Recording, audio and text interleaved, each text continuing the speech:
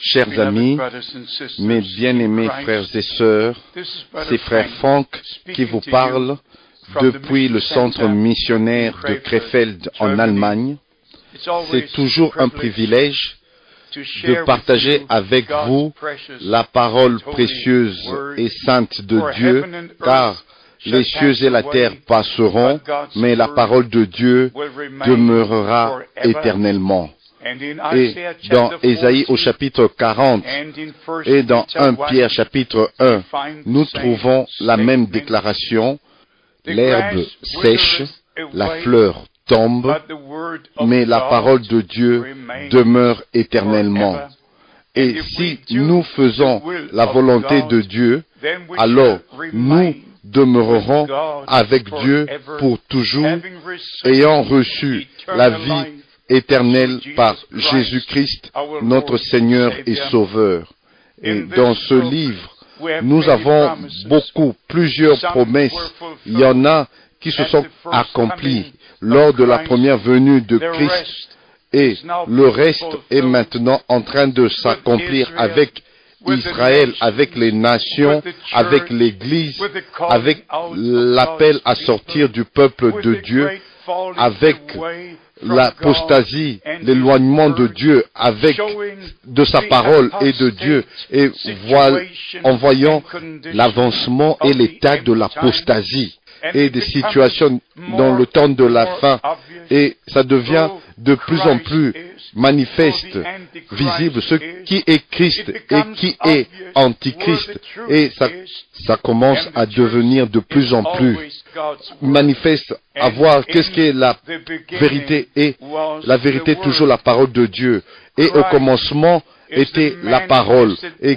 Christ est la parole manifestée dans la chair, et l'Antichrist est l'interprétation qui est manifestée, et la falsification de la vérité, et des interprétations dans ce livre, de ces livres, de la Bible, comme Satan a pris la parole de Dieu dans le jardin d'Éden et l'a changé, et il a fait le premier mensonge de la parole de Dieu, et chaque interprétation depuis ce jour-là est un mensonge et non la vérité. La vérité est seulement la parole de Dieu. Dans Jean, au chapitre 17, verset 17, notre Seigneur a dit, « Sanctifie-les par ta vérité. Ta parole est la vérité. » Et si nous allons dans Jean, chapitre 12, verset 8, là, il est dit, « Vous connaîtrez la vérité, et la vérité vous affranchira. » Mais bien-aimés, le temps est arrivé de connaître la parole qui était au commencement, depuis le jour de la Pentecôte, depuis le jour où le Saint-Esprit est tombé et que l'Église du Nouveau Testament est née, et la vie de Christ qui en fait était répandue sur les membres de son corps, la même vie de Dieu qui était en Christ, le Fils de Dieu, au moment où l'Église du Nouveau Testament naquit, et chaque enfant de Dieu, dans chaque fils et fille de Dieu, le prix fut payé sur la croix du Calvaire, le sang fut versé, la vie fut donnée, et nous avons été réconciliés avec Dieu. Et quand notre temps arrive pour croire, nous entendons la parole de Dieu, et aussi le Saint-Esprit nous convainc du péché, et les larmes commencent à couler de nos yeux, et nous reconnaissons que nous sommes perdus, comme le Fils perdu dans les Écritures. Nous retournons à la maison du Père, et le Seigneur nous accepte, et il pardonne tous nos péchés, et nous recevons la vie nouvelle, la vie éternelle. Ça, c'est ce que l'apôtre Jean a écrit. Celui qui a le Fils de Dieu a la vie éternelle. La vie éternelle n'est pas une philosophie. La vie éternelle fut manifestée en Christ. Dieu seul est éternel.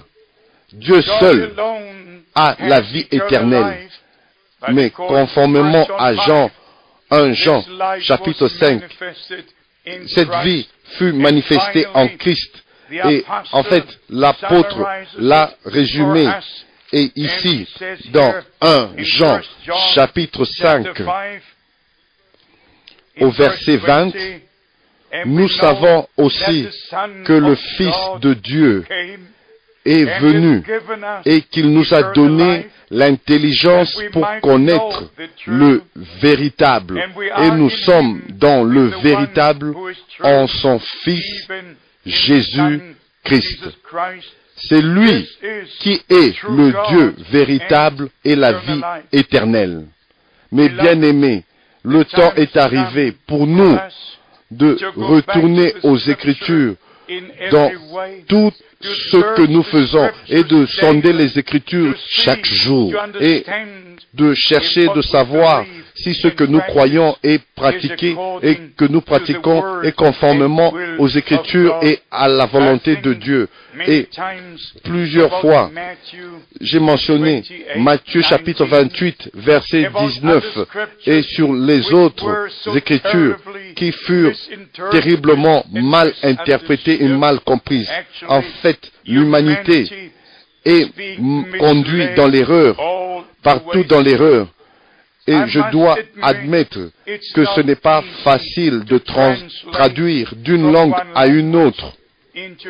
Et nous devons aussi admettre que ceux qui ont écrit en hébreu ou en araméen, que cette génération, après qu'elle soit passée, alors vers après cela, d'autres nations qui n'étaient plus en relation avec les textes originaux des Saintes Écritures, et parfois ils ont interprété et parfois ils ont mis leur propre interprétation dans la traduction de la parole de Dieu. Et si je dis l'interprétation, je ne veux pas dire explication, mais je veux dire que du texte original, ils ont fait des traductions dans différentes langues existantes sur la terre. Alors nous avons le premier résumé en grec. Et c'est comme ça qu'aujourd'hui, j'ai apporté le Nouveau Testament en grec avec moi ici pour une certaine raison. Peut-être pour une ou pour deux raisons. Dans Matthieu, au chapitre 28, verset 19, nous avons les commentaires ici en bas et j'ai fait une copie de ces commentaires et je l'ai imprimé en grand caractère. Alors vous voyez les commentaires juste en bas de Matthieu au chapitre 28, vous voyez ces 4 mots. Into onimati moi. Ici, vous voyez le mot Eusebios. C'est, en fait, il est dit ici que Matthieu chapitre 28, verset 19, dans son texte original, il est écrit « Allez dans toutes les nations et enseignez-leur et les baptisons dans mon nom. » En mon nom. Ça, c'est ce qui est écrit en bas dans les commentaires dans le Nouveau Testament grec, comme nous l'avons ici, Nouveau Testamentum. Mais bien aimé, je dis ceci pour une raison, parce que quand le temps était arrivé, que les hommes venant des nations païennes, et ils sont entrés dans le christianisme, par exemple Tertullien, un homme qui venait de la Tunisie, dans l'an 217 après Jésus-Christ, est venu à Rome, et il est allé vers les Romains, à Rome, dans la Rome non chrétienne, non le christianisme apostolique, pas le christianisme biblique, mais le christianisme romain. Et en ce temps-là, il a commencé à faire de Dieu trois personnes. De ses lèvres est venu le mot Trinité. Et comme je l'ai dit, il est venu à Rome seulement en l'an 217 après Jésus-Christ, venant de la Tunisie. Mes bien-aimés frères et sœurs, j'ai une responsabilité devant Dieu parce que j'ai reçu un appel direct de prêcher la parole de Dieu. Rien d'autre, mais seulement la parole. Mais car rien d'autre n'est la vérité si ce n'est la parole de Dieu. C'est seulement la parole, la vérité de Dieu qui peut nous affranchir. Alors, si nous allons dans Matthieu au chapitre 28, aujourd'hui, nous lisons au verset 19, comme vous le savez tous, allez, faites de toutes les nations des disciples, les baptisant au nom du Père, du Fils et du Saint-Esprit. Mais 200 ans sont passés sans que ce terme soit dans les Saintes Écritures. Ce n'était pas en hébreu, ce n'était pas en araméen, c'était en grec. Et ici, nous avons Eusebius qui a confirmé que ça a été mis en grec, mais ce n'était pas originellement dans les manuscrits. Alors maintenant, qu'est-ce que nous devons faire? Qu'est-ce que je dois faire? Nous devons retourner à la parole de Dieu comme c'est aujourd'hui. Et si vous avez le Saint-Esprit, vous allez même comprendre Matthieu chapitre 28, verset 19. Et en lisant le texte tel que nous l'avons aujourd'hui, parce que Dieu veille toujours sur sa parole. Et il est dit, au singulier, baptisez, les baptisons au nom singulier. Père, bien sûr, n'est pas un nom. Père est ce que est quelqu'un, et Fils n'est pas un nom.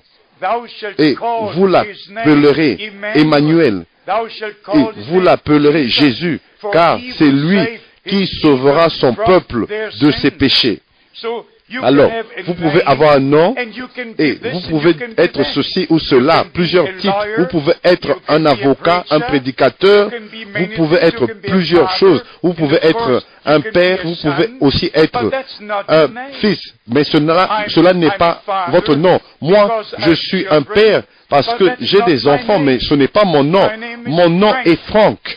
Et alors ici, c'est le nom qui est important. Et si nous lisons, comme nous l'avons déjà dit, dans le texte original, les baptisons en mon nom. Ici, nous lisons, les baptisons au nom du Père, du Fils et du Saint-Esprit, le même nom, le Seigneur Jésus-Christ. Vous pouvez, avec cette écriture, avec le texte original, dans Actes au chapitre 2, au verset 38, vous pouvez, dans Actes chapitre 8, Actes chapitre 10, vous pouvez aller dans Actes chapitre 19, vous pouvez aller dans Romains 6, vous pouvez aller encore, et vous verrez que dans tous ces versets, tous les frères, toutes les sœurs, tous les croyants, depuis le jour de la Pentecôte, furent baptisés dans le nom du Seigneur Jésus-Christ, qui est le nom de l'alliance du Nouveau Testament. Il n'y a pas un autre nom qui a été donné sous les cieux aux hommes par lequel ils soient sauvés, un autre nom qui doit être utilisé, si ce n'est le nom du Seigneur Jésus-Christ, notre Seigneur. Tout genou fléchira, toute langue confessera que Jésus-Christ est Seigneur. Mais, et même, excusez-moi encore plus, dans la version en anglais, nous avons dans 1 Jean chapitre 5, l'ajout qui n'est pas du tout permissif dans ce verset. Et dans ce verset n'est pas du tout dans la Bible en allemand et n'est même pas dans la version grecque Nouveau Testamentum et au verset 7. 1 Jean chapitre 5 au verset 7. Car il y en a trois qui rendent témoignage au ciel. Le Père, la parole et le Saint-Esprit. Et les trois sont d'accord. Et vous pouvez dire que, frère Franck, que tu veux dire que l'infaillibilité de la parole de Dieu, et vous dites que vous croyez que la Bible est la parole infaillible de Dieu, et maintenant tu nous dis que les choses qui sont dans les Saintes Écritures, qui n'ont pas existé et qui n'existent pas dans leur forme originelle. Vous pouvez le lire ici, dans les notes ici, clairement il est dit, et ce n'est pas moi qui le dis, vous pouvez le lire en bas de la Bible, dans cette Bible, c'est écrit que il est d'accord que ces paroles n'ont pas une autorité de manuscrit original, mais ça a été introduit. Et les traducteurs de la Bible savaient que c'était pas dans le texte original, ils savaient que c'était introduit, et Erasmus de Rotterdam a refusé depuis le commencement, même quand Martin Luther a dit que je vais le prendre. Lui, Erasmus de Rotterdam a dit je ne vais pas le prendre parce que ce n'est pas dans le manuscrit original. Alors nous devons comprendre que nous avons besoin du Saint-Esprit pour comprendre la parole de Dieu. Comment une écriture peut dire qu'il y a seulement un seul Dieu et à côté de qui il n'y a pas d'autre Dieu. Et une autre écriture dit qu'il y en a trois. Comment est-ce que ça peut être possible? Oubliez ça pour toujours, c'est impossible. Et si quelqu'un dit que les trois personnes dans la Trinité sont unies éternellement, ils s'aiment, elles parlent entre elles, elles coopèrent, elles s'entraident, et ça, c'est le plus gros mensonge sur la terre. Il y a un seul Dieu qui s'est manifesté lui-même comme Père dans le ciel et comme Fils sur la terre et en nous par le Saint-Esprit. Dieu au-dessus de nous, Dieu avec nous et Dieu en nous. Le même Dieu qui s'est manifesté lui-même de différentes manières pour un seul grand objectif, pour nous ramener dans la relation avec lui comme fils et fille de Dieu. Alors, nous devons sonder les Écritures. Même quand il s'agit de la prière du Seigneur, tous connaissent la prière du Seigneur, notre Père, par cœur. Mais si vous lisez la prière du Seigneur dans la langue araméenne, je vais vous le montrer, ce qu'il est dit dans Matthieu au chapitre 5 et aussi dans Matthieu au chapitre 6, quand le Seigneur a prié, et ça continue, et je vais vous le lire à partir de Matthieu au chapitre 6, Matthieu chapitre 6, verset 13.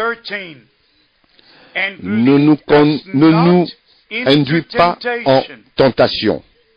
Mais vous savez ce que il est dit ici en araméen, conduis-nous afin que nous ne tombions pas en tentation. Alors, maintenant voyez la différence. Si Jacques 1, chapitre 1, verset 13 dit Dieu ne peut pas être tenté et Dieu ne tente personne. Comment est-ce que je peux prier, ne nous induis pas en tentation? Si lui, conformément à la parole de Dieu, il ne peut pas être tenté et ne peut tenter personne. Alors, nous comprenons, ainsi, je me réjouis quand j'ai lu la version en araméen qui dit ici, et conduis-nous afin que nous ne tombions pas en tentation. Ça, c'est totalement différent. Si, vous savez, même une virgule peut faire une différence quand nous lisons ou quand nous interprétons ou traduisons la parole de Dieu. Mais bien aimé, je sais que ce n'est pas facile que vous compreniez cela, mais Dieu m'a appelé pour un ministère d'enseignement, alors je dois sonder les Écritures, et il ne peut pas avoir une seule contradiction dans la sainte parole de Dieu, de la Genèse à l'Apocalypse. Ça doit être dans une harmonie totale. Alors, s'il y a une différence, une contradiction quelque part, c'est qu'il y a quelque chose de faux quelque part. Alors le temps est venu pour que nous soyons conduits par le Saint-Esprit d'une parole à une autre parole. Et chaque parole de Dieu va apporter de la lumière sur une autre parole. Maintenant, allons vite avant que nous terminions ce court message. Allons à notre point. Le retour de Christ est très proche. Les signes du temps nous parlent sur le retour de Christ. Et j'ai connu l'homme de Dieu, William Branham, à qui il lui a été dit, comme Jean-Baptiste a été envoyé pour préparer la première venue de Christ, le message qui t'a été donné sera le précurseur de la seconde venue de Christ. J'ai connu cet homme de Dieu depuis 1955 jusqu'à 1965, quand le Seigneur l'a repris dans la gloire. Il était celui que le Seigneur a utilisé pour apporter une percée de ce dernier grand réveil puissant de guérison qui a commencé après la Deuxième Guerre mondiale en 1946. William Branham a eu une visite d'un ange, un ange qui s'est tenu devant lui, qui fut envoyé de la présence du Dieu Tout-Puissant pour lui donner la commission. Si vous allez dans l'Ancien et dans le Nouveau Testament, Dieu a eu ses messagers, il les a envoyés du ciel. Et il a eu ses messagers sur la terre. Nous allons dans Daniel, comment l'ange Gabriel est venu vers lui. Et nous allons dans Moïse, nous allons avec Abraham, comment le Seigneur, comme ange, a visité le peuple de Dieu dans l'Ancien et dans le Nouveau Testament. Dans Luc chapitre 1, l'ange Gabriel est venu dans le temple où Zacharie faisait le service et il a annoncé la naissance de Jean-Baptiste. Et le même ange, 6 mois après, a annoncé la naissance de Jésus-Christ, le Fils de Dieu. Mais bien aimés, si vous allez dans l'Ancien et dans le Nouveau Testament, vous trouvez la trace des choses surnaturelles qui est venue de Dieu. Vous pouvez ne pas croire, mais je dois quand même le dire. Moi, frère Franck, j'ai reçu un appel direct du Seigneur et je n'imite pas l'apôtre Paul, mais mon témoignage est aussi vrai que le témoignage de Paul. J'ai entendu le 2 avril 1962 la voix puissante, la voix pénétrante, la voix de commandement du Seigneur qui est venue vers moi d'en haut, mais vers la droite, dans la langue allemande, et a dit: mon serviteur, ton temps pour cette ville est bientôt terminé. Je t'enverrai dans d'autres villes pour prêcher ma parole. Je me suis effondré et je suis tombé sur mes bras et avec mon visage tourné vers le sol, baissé. Je ne mens pas, je vous dis la vérité. J'ai eu une commission directe du Seigneur et c'est comme ça que j'ai la responsabilité, non de plaire aux hommes, mais de plaire à Dieu, comme l'apôtre Paul a déjà dit dans Galates, au chapitre 1, où il a dit, il y a plusieurs qui prêchent un autre évangile, et puis il a dit, même si nous, ou un ange venant du ciel, prêcherait un autre évangile, que la malédiction soit sur lui, qu'il soit anathème, et dans Galates 1, chapitre 10, l'apôtre a dit, si je plaisais encore aux hommes, alors je ne suis pas serviteur de Christ. Mais bien aimé, le retour de Christ est proche. Les prophéties bibliques sont maintenant en train de s'accomplir. Le dernier appel parcourt la terre, et par la télévision, par la littérature, par la radio, et par tous les moyens possibles. Le dernier message est en train d'atteindre l'extrémité de la terre. et nous l'appelons le message du temps de la fin et l'appel à sortir du peuple de Dieu pour le temps de la préparation, pour être prêt. Voici, l'époux vient. Allez à sa rencontre. Et celles qui furent prêtes entrèrent dans la salle et la porte fut fermée. Que vous soyez prêts et que vous soyez prêts pour le retour de Christ. Comme personne ne connaît le jour ni l'heure, nous devons être préparés parce que cela peut arriver n'importe quand. Moi, frère Funk, je vous ai parlé depuis le centre missionnaire de Krefeld en Allemagne. J'aimerais entendre parler de vous. Alors, écrivez-nous. Nous avons de la littérature dans plusieurs différentes langues et nous partageons les sujets de la Bible avec les habitants de la terre entière. Que Dieu vous bénisse partout où vous êtes, dans le saint et précieux nom de Jésus-Christ. Amen.